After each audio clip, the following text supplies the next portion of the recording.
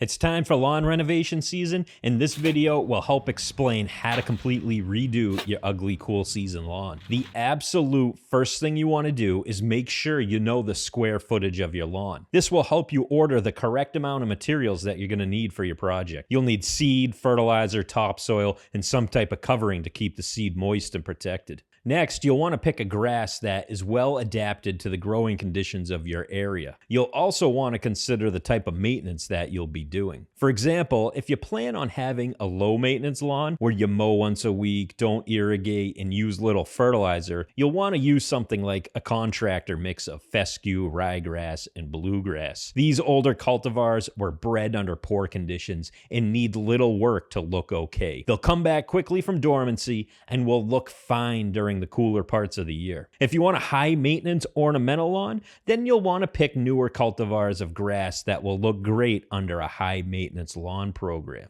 If you plan on maintaining a low-cut lawn, then you'll want Kentucky bluegrass, perennial ryegrass, or a mix of both. If you live in the transition zone, you'll want a turf-type tall fescue because of its ability to tolerate heat and drought and because of its deep root system. There's a lot to consider when picking your grass, so make sure that you're picking the best grass for your growing conditions and the type of maintenance you plan on doing. Once you've decided what grass type you want, you'll need to decide on the quality of seed. If starting a high maintenance lawn, it would be best to buy certified seed that has a blue label, which means that the seed you're buying is exactly what the label says it is. Blue tag seed must undergo a rigorous certification process. Far and away, it's a worthwhile purchase to spend a few extra dollars to buy certified seed. You'll also want to look at the other ingredients section. Here, you can see how much inert matter is in the bag, and you want that number to be below 3%. The next and most important thing to look for is other crop. You want this to be 0. Since grass is considered a crop, you might get a seed bag mixed with other grasses such as clumping fescue. For similar reasons, you want a label that has close to 0 weed seed. Now that you have your seed picked out, planning when to do your renovation can make or break the process. Living up north, there are not that many weeks in the year when seeding your lawn is ideal.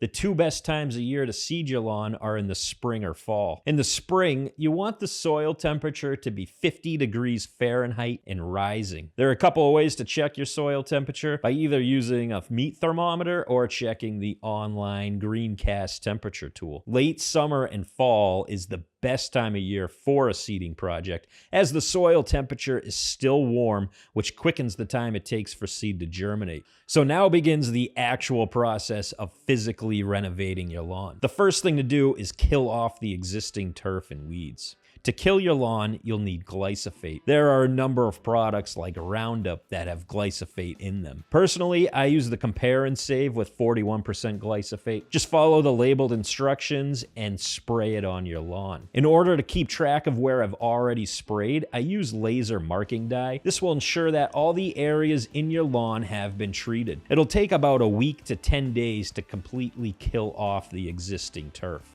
While you wait for your lawn to die, it's a good time to order topsoil.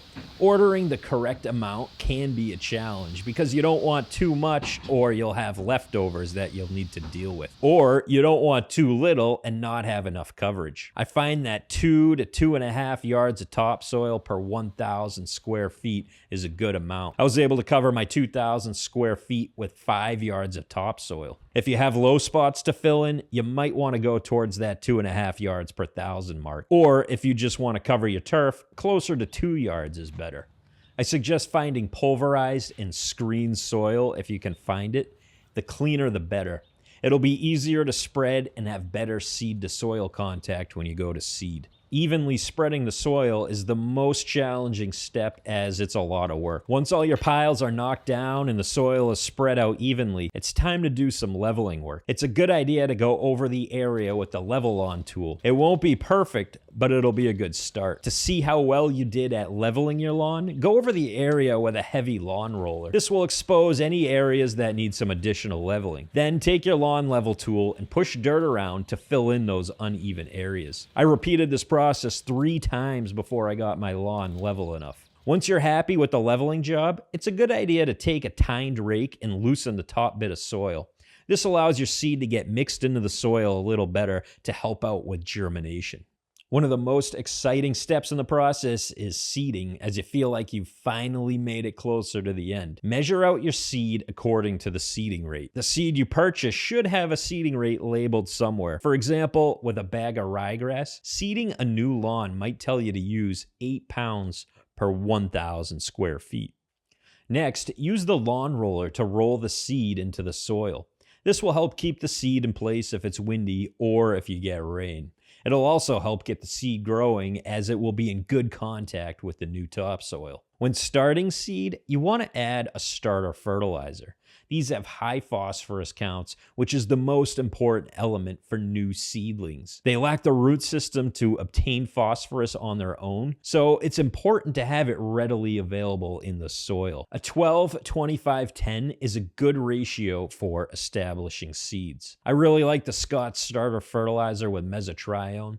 It's going to reduce a step in the seeding process because you won't need to go and spray tenacity. If you're not familiar with mesotrione, it's a pre- and post-emergent herbicide that is safe at seeding to prevent weeds and crabgrass.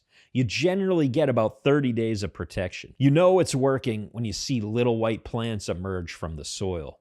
Once you have your starter fertilizer applied, it's time to cover your seed. One of the most popular materials to use is peat moss. However, I find this difficult to work with. For one, if you don't have a peat moss spreader, it's challenging to spread. Also, if you happen to get rain, it tends to easily wash away. Then you'll need to put down more peat moss and maybe even some more seed. An alternative to peat moss is using easy straw. I've come to love using this. For one, it's easier to spread around and get good coverage. One bag will cover 500 square feet. Second, it has a glue substance on it that is activated by moisture.